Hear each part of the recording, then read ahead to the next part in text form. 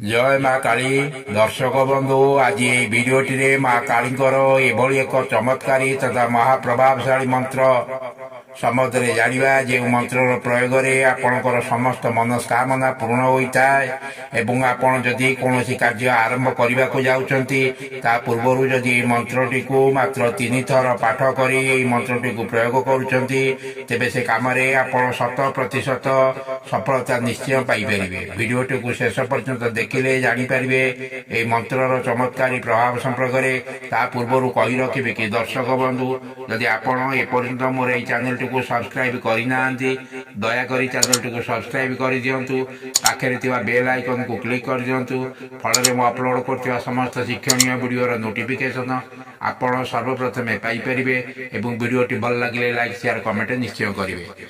दर्शक बंधु यही मंत्र साबर मंत्र हेतु यही मंत्र को सिद्ध कर कौन आवश्यकता नहीं। यही मंत्र साबर मंत्र या तुरंत फल देता है।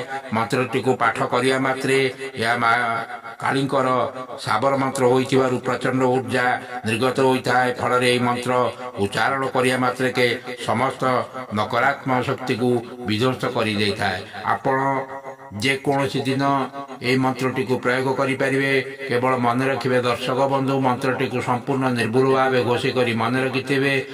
फल आपण जदि कौन काम आरंभ करने को जाउछंती बा कौन काम पाई आपण यात्रा करुछंती ता पूर्व जदि आपण यही मंत्रटी को काली माता को स्मरण कर मंत्रटी को 3 थर पाठ करी निजे निजर शरीर बा हस्त को विशेषकर डाण हस्त को 3 थर फुंकी देवे तापर काम टी आरंभ करेंगे बा यात्रा करेंगे निश्चय से कम 100% आपण सफलता पाइबे।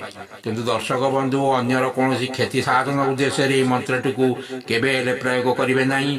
एबे आसंतु जानिबा ये मंत्रटी को मंत्रटी यहीपरी काली घाटे काली माँ पतित पावनी काली माँ जबा फुले स्तूरी जले सही जबा फूल में सिया बेदाए देवीर अनुर्बले यही होत परिवाजा होइबे ताही काली धर्मेर बले कहार आज्ञे राठे कालिका चंडीर आसे। आउ थे आसंग मंत्रटी को पाठ करदेवा। काली घाटे काली माँ पतित पावनी काली माँ जबा फुले स्तूरी जले सही जबा फूल में सिया बेदाए देवीर अनुर्बले यही होत करिबजा होइबे ताही काली धर्मेर बले कहार आगे राठे कालिका चंडीर आसे।